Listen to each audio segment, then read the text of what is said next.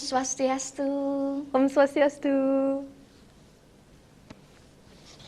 Bertemu kembali dalam Bincang Inspirasi. Bersama saya saat ini ada seorang perempuan yang menginspirasi Bali. Hi Yvette, could you please introduce yourself? Hi Seraphil, thank you so much for the introduction, and hello everyone. My name is Yvette Rose, and I am now also living here in Bali with everyone, with all your beautiful people, and thank you so much for having me. Thank you. Could you please tell us how long you've been staying in Bali? So my journey actually started in Bali in 2013, which we will talk a little bit about later, how I came to come to Bali. And I've been traveling back and forth for almost now 10, 12 years. And Bali has always been my home, even though there was so much work that I had to do overseas as well. So I've been here for quite a while, but not long enough to learn Bahasa. But very soon, you'll be hearing me speaking to you in Bahasa. I'm very committed to learn. Okay. And what are you doing? What is your job? So right now, what I'm doing is I'm very passionate about helping people to shift trauma, stress, anxiety, depression, suicide, and also addictive behavior in their life as well. This is something that's very dear to my heart, and I've dedicated many, many years to learning and mastering, understanding the human mind and the body as well, to help people to change their lives and to transform. Oh, so you have your own company, or? Yes, I have a company which is called Metaphysical Anatomy Technique Yvette Rose, and this company has been with me. It's basically almost a part of my identity and who I am, because everything that I love and that I'm passionate about is also being channeled and worked through the company, and to bring people in to help and support them. So how long is your company running, this business actually, or this?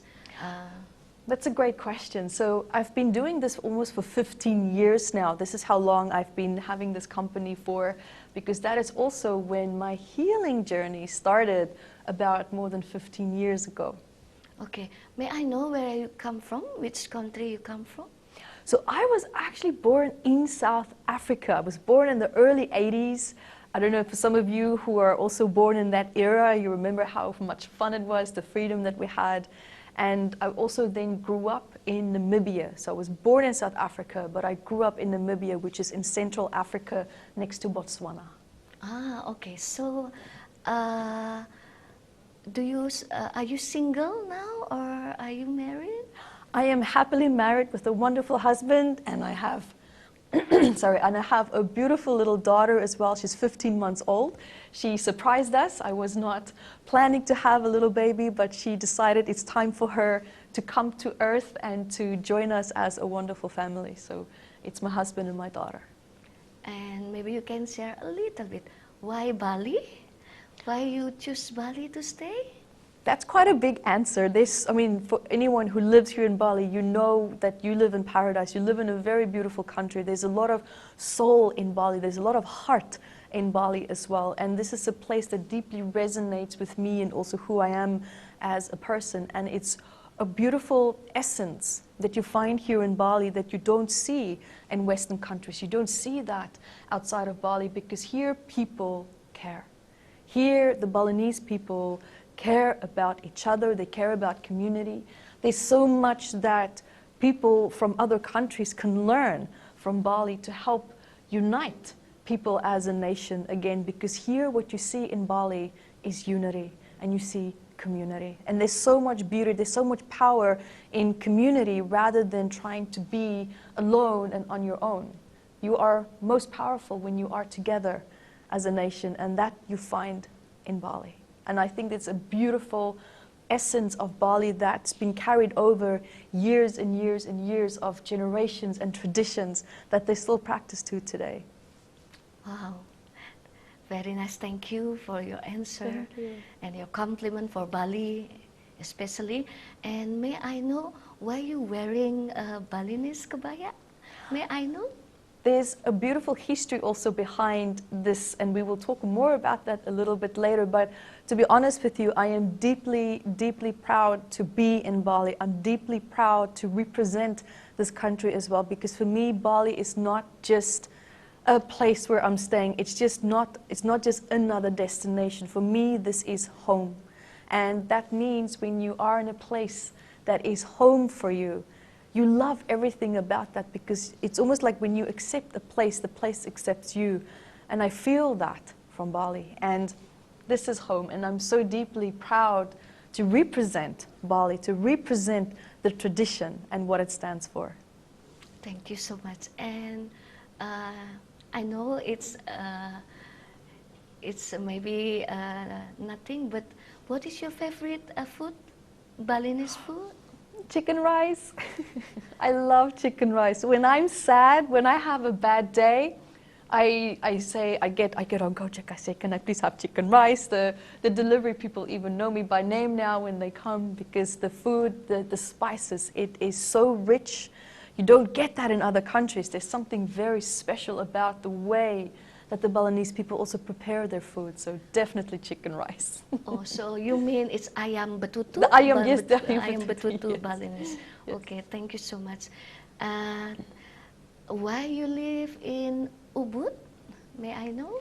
So Ubud actually means, in English, it means medicine. And it's also a beautiful town that is set up to help people to heal. You find a lot of healers there. You find a lot of beautiful, powerful Balinese priests there as well. And it's a place where people come to heal. This is a place where people come to let go of grief, loss, depression, anxiety. It's a town that holds an energy that helps people to let go, but let go in a beautiful and safe way. And it's funny because, you know, in 2013, that's exactly where I felt drawn to. I felt so strongly guided to come to Ubud. So that's what's my attraction to that. Okay, thank you.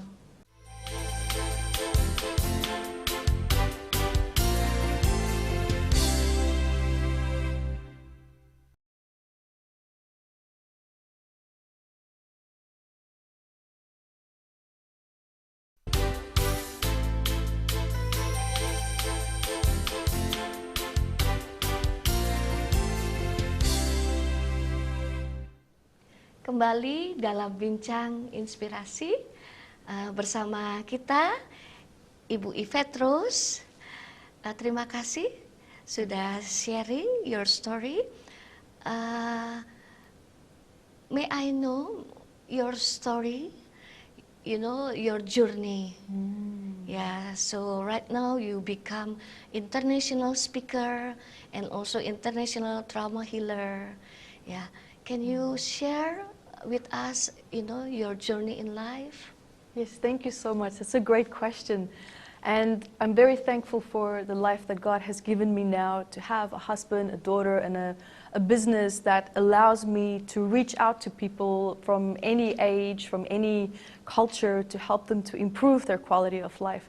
But I also have to say that my life hasn't always been this great. It hasn't always been all sunshine and roses, to be honest.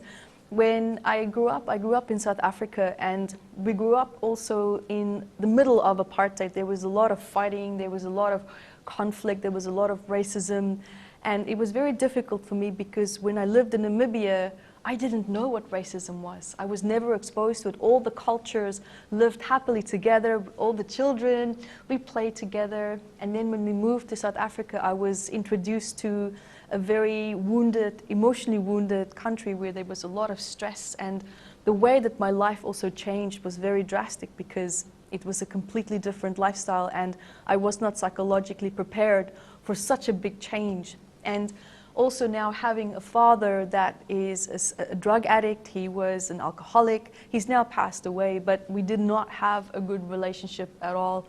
And I was the only child as well, so if there was always problems, then all his anger and his frustration was taken out on me. He was also quite violent, not just verbally violent, but also physically violent as well. And he was a very difficult person. You could not speak to him because he was also very drunk, so it was difficult to speak to someone who's also intoxicated. You can't have a rational conversation with them.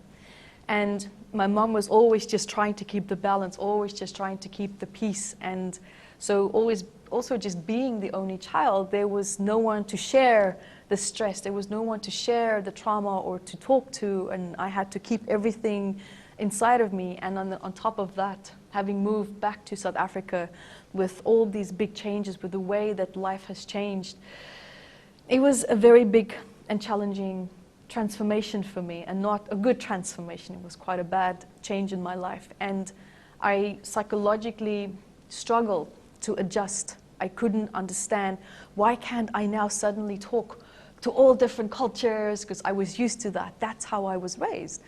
And suddenly it was not safe. You cannot walk from your house to your school.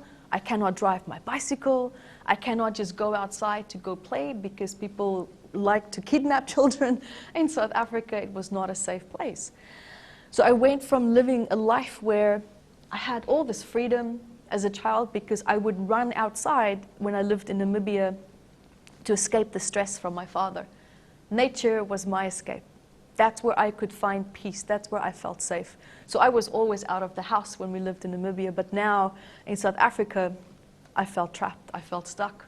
When my dad would get violent or angry, there was nowhere to go. I couldn't leave the house. I couldn't leave, to go out into nature to find a little bit of relief and peace. And with everything that also happened in the family, my dad's side, there was a lot of pedophiles.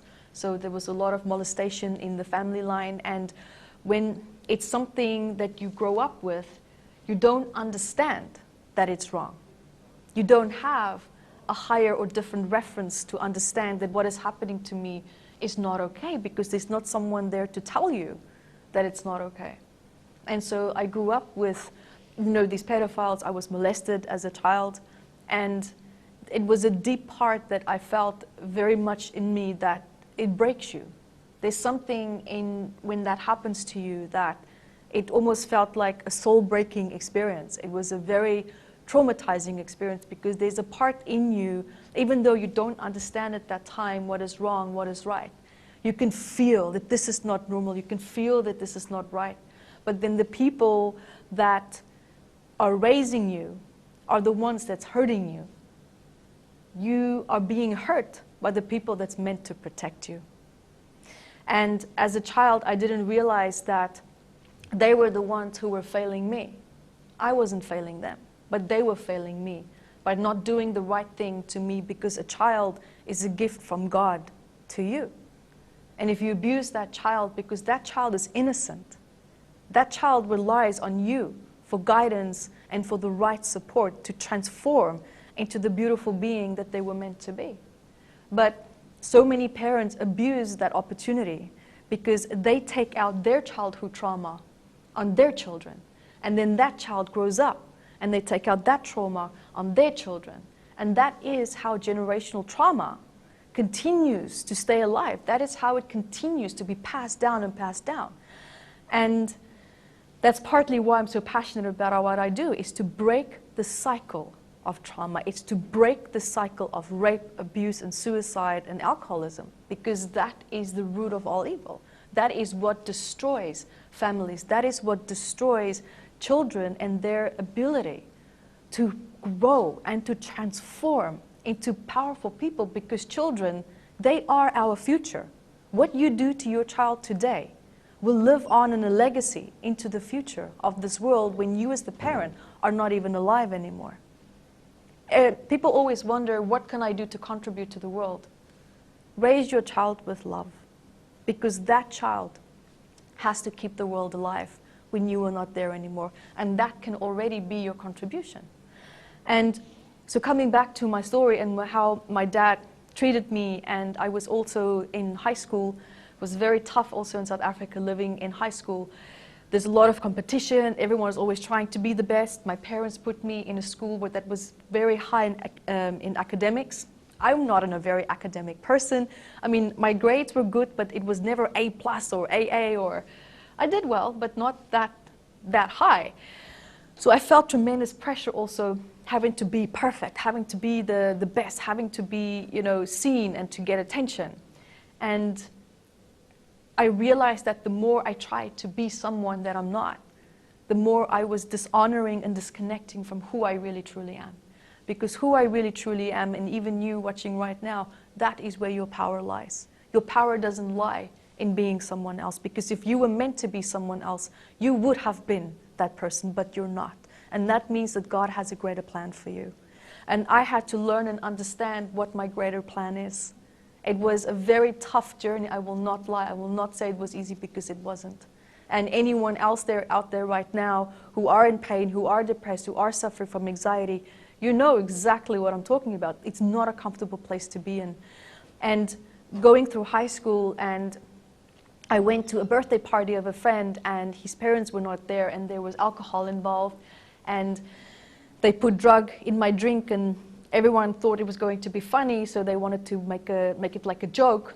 And I took the drink, and for 9 hours I was completely unconscious. So it was a rape drug that they put in my drink, and they took turns to hit me, to beat me up. They threw me downstairs, and I was naked as well. They tried to make an absolute mockery out of me. And it might sound like quite a lot, thinking, wow, why is Yvette saying this on TV? Well, I'm not ashamed about what happened to me, because the reason why we are in pain is because we don't speak. We have to learn how to break the silence, because if you don't break the silence, how can you ask for help? How can you even acknowledge within yourself that there's a problem if you can't speak? Even if you just speak to yourself, even if you just speak to God. But we have to break the silence. And that's why I'm openly speaking about this, because I hope and I trust that my example of being and allowing yourself to freely speak, that can be a catalyst moment in your healing journey. Because that is how we can attract the support and the help that we want and that we need. And so coming back to the story, so what happened was there were two guys who took advantage of the situation, and they raped me. And what happened the next day, and they also beat me up, they broke my nose, my lip was broken, I woke up that morning with blood on my clothing. They dropped me off half naked in front of a nightclub, and one of my friends found me there. And I thank God to this day that he found me, because I don't know what would have happened to me if he didn't. And they take me back to their house, and they clean me, and his mother helped to, just clean up the blood and everything. And what happened was, I found out the next day that everyone who was involved in the rape they came together in the group, and they said, we don't speak, we keep quiet, we all say the same story. So there ended up being a court case about this, and I was on the front page of the newspaper, of the national newspaper, as the rape victim. So my identity was destroyed, and I was only 15 years old at the time. I was threatened with my life, that I couldn't go back to school, and my mom had to take me out of school, which was also really, in a way, it was a blessing, because the school system at the time then was not good. So my grades improved, I got better, and I studied at home. I also did 2 jobs. I worked very hard. I washed floors, I cleaned toilets, I cleaned bookshelves, and I was a cash register. And then I saved money so that I can go to university, because I wanted to become a defense lawyer. I wanted to help people who are in my situation, people who are innocently discriminated against and attacked and hurt, and who need support in that. And so I studied that, and I wanted to also become a crime scene investigator. So I saved all my money to become that and to study that. And I graduated from school, and as I was studying to become a lawyer, I had the opportunity to move to Australia. I had a company who found my resume, and they said, Yvette, I love what you do. Can you please come to Australia? And I said, yes, of course. This is a new opportunity. I can escape. I can run away. I can leave. And I went to Australia, and I worked very hard, and the company in Australia sponsored my citizenship, and I was able to legally stay in Australia, and I was very deeply thankful for that, because it was a new turning point in my life. But I also realized that as I grew up, over the years, over 2-3 years when I was in Australia, my behavioral pattern was very bad. I realized that I was working too much, I was smoking too much, I was exercising too much. I was in a very abusive, destructive relationship, and I realized that I was acting out still in ways that my old traumatized, wounded self was. I was recreating my patterns again. And I realized that you cannot run away from your problems. It can move overseas, but you cannot run away from your problems. They will follow you. You have to address them. You have to look within your heart and see what is there and what you need to let go of, and then let go so that you can heal, so that you can start new. And that was a very big lesson that I learned in Australia. And it was difficult because I didn't know, what am I supposed to do? How do I heal this? How do I address this? Where do I even go to? Who do I ask for help? How do I ask for help? I was thinking, and I had all these fears coming up, because for me, I was thinking, oh, maybe if I ask for help, people will think I am weak. But I realized that asking for help actually means that you love and respect yourself enough, and that you are strong enough to finally put yourself first. Because we are so raised and programmed to give, and put everyone else first, that we forget about ourselves. And then we neglect ourselves. But if we are strong, we can be so much stronger for other people. And that was a big lesson that I learned in Australia when I was there. I had to put myself first. And that was very hard, because I felt selfish, I felt shameful, I felt guilty, because I always felt someone else deserved this attention or this energy more, or these opportunities more. But I realized that maybe, just maybe, there is a plan for me. Maybe it is that it's time for me to find myself. And I dived into that journey. And that journey started on the day when I was 23 years old. I woke up 5 o'clock in the morning and I decided, I'm going to commit suicide. I wanted to take my own life. I didn't want to live anymore. But that was also the day of my biggest breakthrough. That was the day when my life changed. And I got up and I wanted to plan, how am I going to do all of this? And something in me said, no, stop. And I'm glad that I did, because there was a higher and greater plan. There was a reason why I felt the need not to proceed. And I'm glad that I stopped. Because what I did was, I went in front of the computer. It might sound funny. I went in front of the computer and I wanted to Google how to end my life. And something said to me, Yvette, you're asking the wrong question. Why don't you ask, how can you find happiness? How can you be happy again? Okay, we will take a break. Kita akan kembali setelah pariwara berikut ini.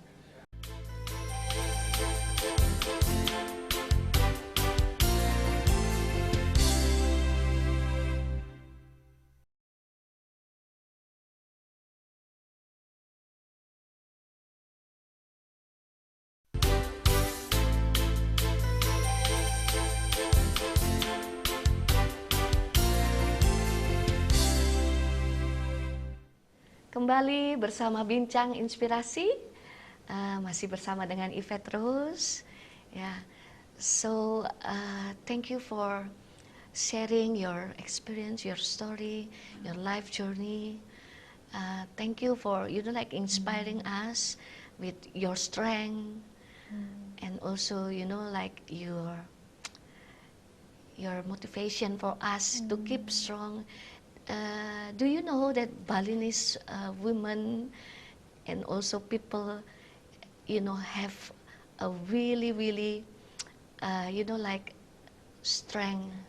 Yeah, there's also a lot of traditional Balinese value that make us, not always. Like life is not always easy. But Balinese, in Balinese value, and also in Indonesia, we also learn how to be grateful in everything that we have in life, even though it's a bad thing. So thank you for sharing your story. And could you please share also, tell us what are you doing now with your company, and what is your passion? Right now, and what you're doing in Bali now, Okay. Thank you so much for that. And what happened was, as I said earlier, is that when I wanted to take my life and I got the question, why don't you ask Yvette how to be happy? And that's when I Googled how to be happy. And I learned so much about release, letting go, forgiveness, because what I did was I actually found mentors, I found help, I found psychologists who can help me, because I finally realized that I don't have the answer. Now I'm going to find someone who can help me to find it, because at the end of the day, we have to learn how to find the answer ourselves. That is very important, because we only relate to something when it's connected to our truth, and someone cannot tell you what that truth is. We feel that. And I found beautiful people to help me to find that. And I felt the power in that. And my life started to improve. I started to feel happy again. I started to let go of my bad habits and patterns.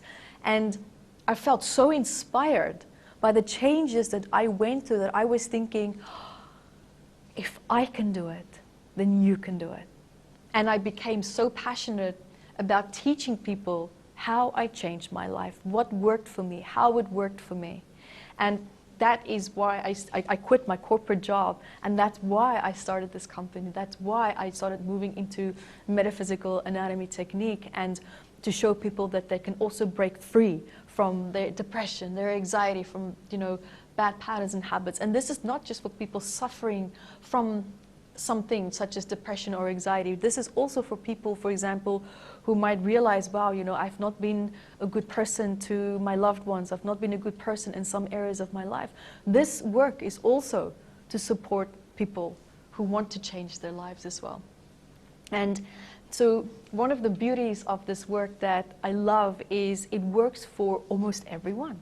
I designed a technique based on my experiences and how I learned what worked for me, what doesn't, and I was thinking, wow, let's see if this works for other people.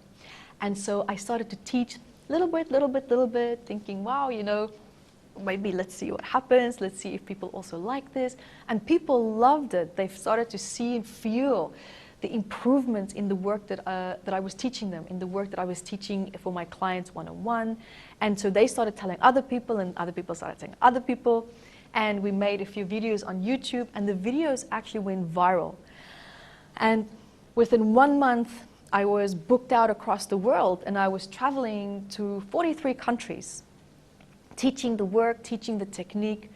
And something that I found that was that just absolutely amazed me was that the technique was able to support anyone from any culture, any belief values or systems. And that's when I realized that we all store trauma the same way. The way that the nervous system reacts and the way that our instinctive, our protecting system also responds is the same. And I was thinking, wow, that means that the makeup of our biology all around the world is the same. And that's why this technique and this approach and this process is able to help people to shift patterns and challenges and emotional stress in their life.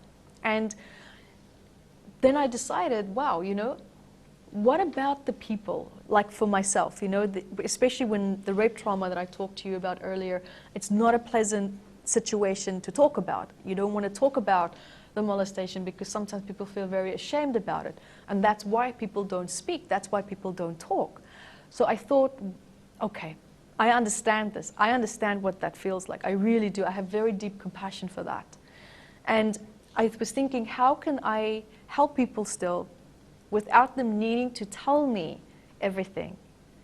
And I designed and improved the process. I improved the technique to help to support people to still be able to come forward and say, I'm not okay, I'm not doing well, I feel this anxiety, I feel these emotions in my body, I have these bad thoughts, but I don't know how to control it, I don't know what to do with it. And so I was able to adjust the approach, the process, because it's a very simple speaking therapy combined also with meditation. We like to also use beautiful colors because colors are also known for helping people to put them into certain emotional states. And it's a very powerful technique, as I said, that works for every single person. And so the technique now also helps people who have been through very severe trauma as well, so people can safely address their stress. People can safely move through difficult challenges from the past.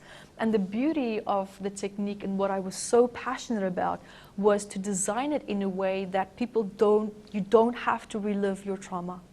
A lot of people avoid healing work, or they avoid therapy because they think, oh, I have to go back to the past. I have to think back to what happened. Now I might feel all these bad feelings again.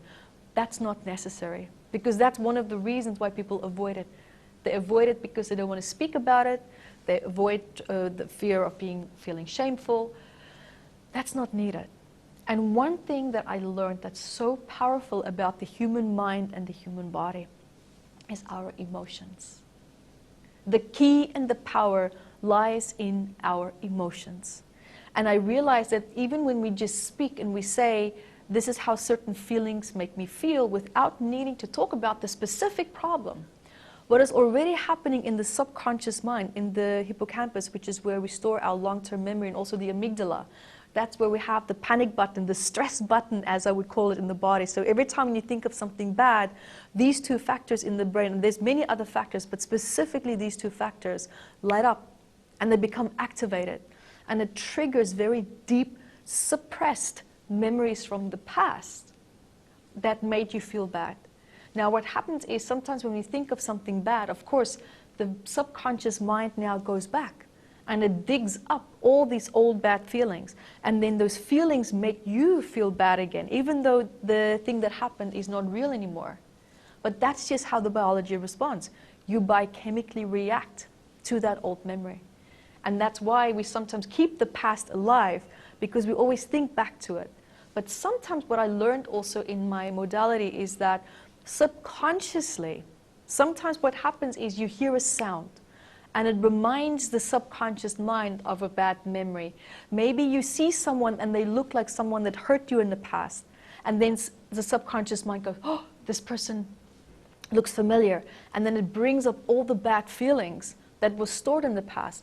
But what's tricky about the mind is that sometimes the subconscious mind is so fast that the frontal cortex, which is our conscious mind, which is where you can see me now, this is where you interpret your information in the present moment. The conscious mind doesn't understand, oh, there's an old memory that's now coming up. It doesn't understand because it happened so fast. And sometimes memories are suppressed so deeply that we don't have conscious realization of what is happening in the subconscious mind. But the body now is biochemically reacting to the subconscious mind. It's reacting. And that's a great example of anxiety. I know that most of you here have felt anxiety in your life, but you just feel anxious, but you don't know why. This is a very good example, and I'm sure you've probably felt that as well in your life, where you felt really anxious, but you didn't know why. That is when your subconscious body is bringing up all the old memories, but your frontal cortex, your conscious mind, does not understand which memory is being triggered, because the suppressed memory is buried so deep in the subconscious mind. But we also have to remember that the subconscious mind is what's in control. It's not your frontal cortex, it's not the conscious mind, it's the subconscious mind. The frontal cortex only helps you to realize, oh, no, that's a bad memory from the past. No, it's okay. Sometimes you have a bad thought coming to your mind, and then you find yourself saying, no, don't think about that, or that's not a good thought to have, or no, that is not real. That's your frontal cortex saying, let's come back to the present moment, that is not real. But sometimes we just feel these bad feelings, and the frontal cortex doesn't know why. This is also called amnesia almost. Like sometimes something happened that was so traumatic that the frontal cortex almost shuts down. It doesn't want to take in all this bad information. It doesn't want to remember it. But the subconscious mind records everything. It's even been proven that when people are in an operation and they go under anesthesia, medically it's said that the person is completely out. They cannot hear or remember anything, nothing. But it has been proven that there was a study done overseas where a lady was under anesthesia and the doctor said very bad things about her. And she came back from the operation and she remembered everything. This is supposed to be medically impossible. But she remembered everything that they said. She didn't feel the pain. She didn't remember the pain. But she could remember the conversations. Now, that tells you that the subconscious mind never switches off. Your subconscious mind is taking in information all the time from people around you, from people in your life, from your past, and it stores everything. That is the subconscious mind's job. It builds a little library, a little archive center for your frontal cortex to go back to. So when you have a new experience, what you do is the frontal cortex goes back to the subconscious mind and is trying to think, have I had a prior experience to this? Maybe I can now look back what happened in the past so that I can relate to this new experience. But that also is when it can sometimes bring back old bad memories, and sometimes we relive the past without us realizing it. And that is why conscious, mindful practice, meditation, learning to understand why do I feel the way that I do, will tell you, am I living in the past or am I living in the present moment? This is a very powerful invitation that I have for all of you as of today, is to start to ask yourself the question, am I reacting right now out of anger or fear or desperation or anxiety because of the past, or am I acting really based on the present moment? Because emotions can be so strong, and you all know exactly what I'm talking about. Emotions are strong. It can make you freeze. It can make you sabotage a relationship. It can make you sabotage your job, your career, money. Because that feeling feels so strong and so real. But we don't realize that maybe it's from the past. But if you know it's from the past, you can go, you know what? No, past, you are not real anymore. Because it's not real. Why define and live your life based on something that doesn't exist anymore? And the reason why we still do that is because we're not consciously living. Because it's hard to live consciously if you live in a place of fear. And that's why I love help people to shift trauma, to shift fear. Let go of anxiety so that they can come back into the body consciously and to live a purposeful, fulfilling life in the present moment. Because that is where you are the most powerful. Wow, thank you so much. We will talk about your autobiography, Finding Your Own Voice, after this break. Kita akan kembali setelah pariwara yang berikut ini.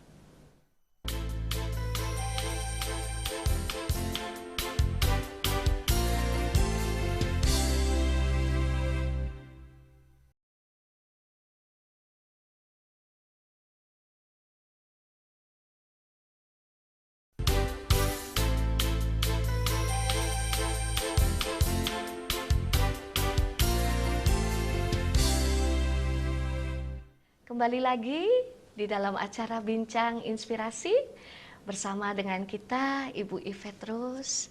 Ya, so Yvette, we acknowledge that you are opening trauma center and stress management in Bali with collaboration with government in Bali. Yes. There's what I heard is you also collaborate with Denpasar city government, yes, and you also collaborate with Gianyar region government, and you collaborating with many of their departments like Women and Children Empowerment, yes, Department, and also Social Department, and also GMDM, you know, the non-profit organization who collaborating with BNN, the anti-narcotic, you know, like division. So could you please explain us what are you doing with Bali Trauma Center and Stress Management? Thank you so much. This is such a great question, and thank you so much for asking that as well. This is one of my main, biggest passions in life. This is what I wake up so excited to every single day. And the reason why I started this trauma center is, remember when I told you earlier, when I was 12, when I was going through that bad time in my life, my mother took me to a psychologist. She took me to 2 psychologists. And one psychologist said, I don't know how to help you. And I was thinking, oh, you know, if you go to an adult and you ask for help and they go, an adult as a child, they are the people that you look up to.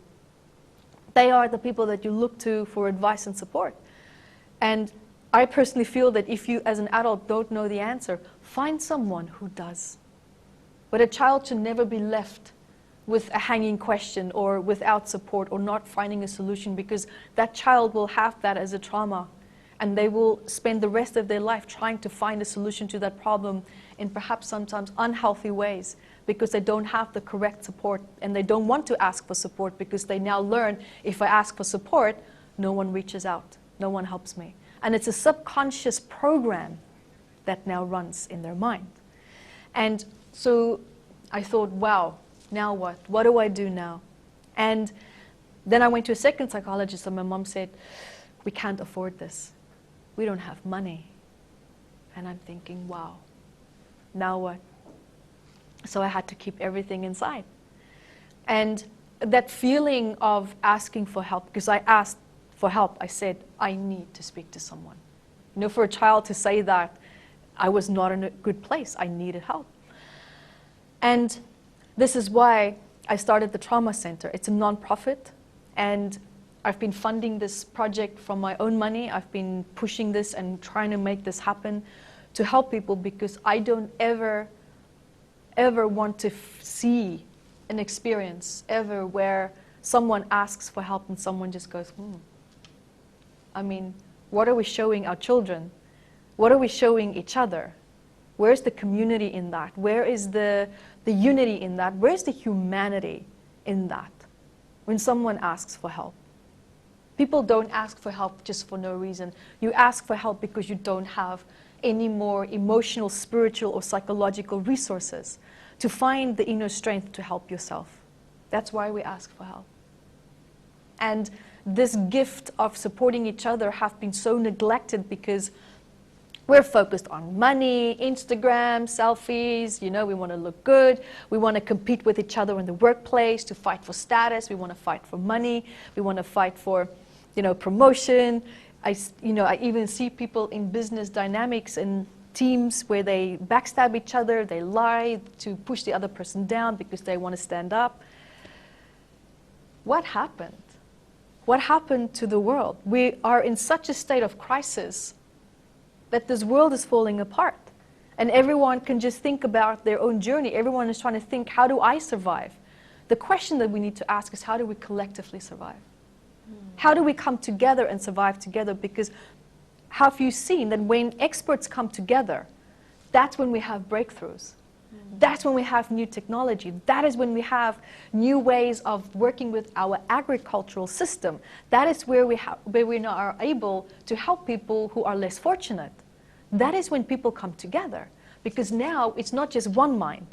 Now we bring multiple intelligent minds together to share ideas, to share concepts, to share energy, to share effort and support together. And that is what I'm trying to create here. And it's been hard to start this journey, to be honest, because it's hard to find people who shares this vision with me. Because people are so caught up, like what I said earlier, with their own agenda, with their own lies and the backstabbing, and they're in it for themselves and for their own gratification. If your vision is not on humanity, then you're living for yourself. And we need to break that selfish cycle. And that is what I love about Bali, because here you see community, here you see collective support. But COVID disrupted that. COVID changed the psychology of people, because it brought up so much fear, it brought up so much anxiety of the unknown. No one knows what's going to happen. But this is also one of the most powerful and one of the greatest moments to come together. Everyone's thinking it's chaos. I'm saying, okay, yeah, it's chaos.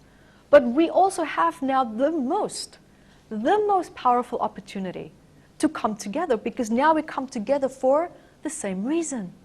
And that is to help each other without an agenda, without glorification or needing something from that. to really truly give back and to support and to heal together. It's so needed for people to collectively to heal together. And that's what I love about this trauma center, because it's bringing and creating this open space for people to come, to learn. I love to train people. I'm so blessed to have Mrs. Vetra, from the head of Children and Women Empowerment in Denpasar. She was one of the first women that said, Yvette, let's do this. I will send you my best psychologist, my best support. Let's create this movement together. And she worked with me. Deco, the head of Sayan, he also sent me his amazing psychologists and volunteers to come work. You know, the head of... The youth, yeah? Yeah, the youth. I have even the youth coming to train with me. From all of Sayan village, yeah? Yes. From 8 Banjar, they send, Yeah. you know, like the youth to also get trained by you, They right? did. They did. And it made me so proud to see that the youth is now making this movement. Oh, wow. You know, you don't always see that in other countries. And I was so impressed by it. And it inspired me to work even harder to make this happen. And we have this beautiful office now in Sayan, in Ubud, that we started now at the Mansion Center. And the owner there, Claudine, also supported us and helped us with this beautiful movement by creating the space for us as well. And we're now going to expand into Tabanan, we're going to expand into other parts and regions of Bali as well. We're going to grow even bigger. And it's my dream to train volunteers to the point where I can teach them how to teach others and to become certified in this technique to help people. But to do this not with the intention to look good, not with the intention to make money. It is with the intention to help each other. Because that is what we forgot to do as a nation, because our focus is on survival. But look what our ancestors did. Our ancestors survived perfectly and successfully because they stayed together. They helped each other. But this fear and this fighting now for survival and money is causing people to fall apart. People don't come together anymore. And I'm really hoping from the bottom of my heart to ignite that for Bali again, to ignite the humanity, to unite that sense of support between each other.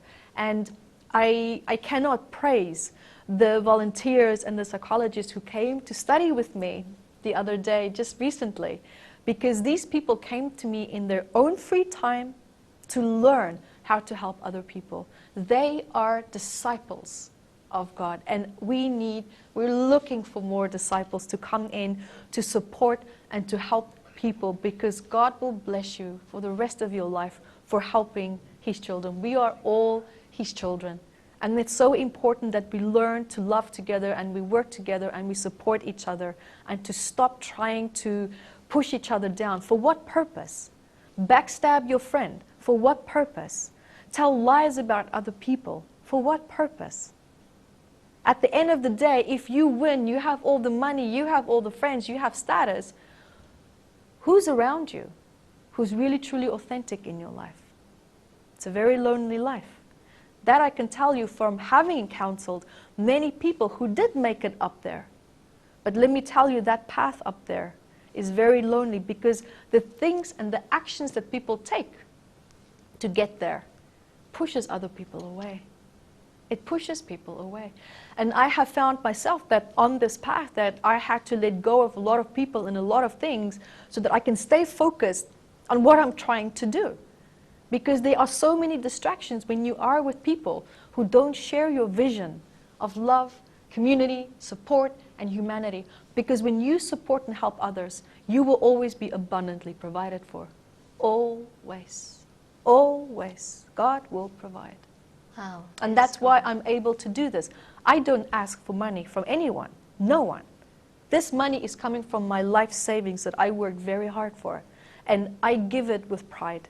I give it because I love people. I give it because I care. I give it because I know what it feels like to ask for help. And people just go, sorry, I don't know. I can't help you. I don't have the answer. And I don't want people to have to go through that, because it's not necessary. Wow. Do you know, Yvette, we have one football team called Bali United. Okay. It's united, Right, right. and it's also like remember us, when Right. we are Balinese people coming together in one unity and to Yeah. get up, to get back again. So Yeah. we have a movement called Bali Bangkit. It means that Bali is, we are get back again, Right. I like, love that. with the, economic and financial condition with the Yeah. pandemic, and of course the tourism, like sector is really, really impacted badly, and a lot of people suffer, and a lot of people depressed, stressed, and also a lot of suicide. Yeah, Yeah. there are people who committing suicide because they think they no help, like no hope, no future because the pandemic situation. And it's good that you open in Bali trauma center and stress management to help more people for free, right? They don't have to pay and they can come, and Yes. your volunteers will help them, right? Absolutely. That's what I trained them for. Yeah. So your plan is you will open trauma center and stress management in more cities and more Yes. regions in Bali Island, right? That's the dream. Yes. That's a dream. Yes. Okay. So can you share, like your vision and mission, like or maybe your tagline for Yeah. in life? So maybe we can, like motivated and inspiring with your Yes. your vision. My vision is for people to find themselves again. Who are you if you're not always depressed or stressed or feeling the fear of the unknown? Because fear disconnects us from who we really, truly are. So it begs the question, when you don't have all this trauma and stress, who are you? And most of you might sit there and think, I thought I knew, but maybe I don't. And that is what I love to do, is to help people to find themselves again. Because when you find yourself again, when you feel strong in yourself, the anxiety, there's no place for anxiety. Because anxiety and fear and depression can only exist when you are feeling uncertain, when you are feeling unsure, when you are stuck in the past. But when you are strong, there's no space for that. You don't feel that because you feel confident. And it's my dream and my vision to help families to resolve their conflict, to come together and to stand strong again together. It's my vision and my dream to help husbands and wives to live respectfully together, and for women and men to be respected by each other in their marriages as well, and for children to be treated like you want to see your future unfold, because they are our future. And for us to stop abusing children, to stop the cycle of domestic violence, because that gets carried on into your future. You have to ask yourself, how do you want your future to look? And set your behavior as of today that will help to contribute to our future, because the future right now is in the unknown, but the power is with you to change that right now. Oke, kita akan kembali di lain kesempatan di Bincang Inspirasi. Thank you for coming, Yvette Rose. Thank you for sharing with us. So we are closing now. Yes. Okay. Thank you so much. Om Shanti Shanti Shanti Om.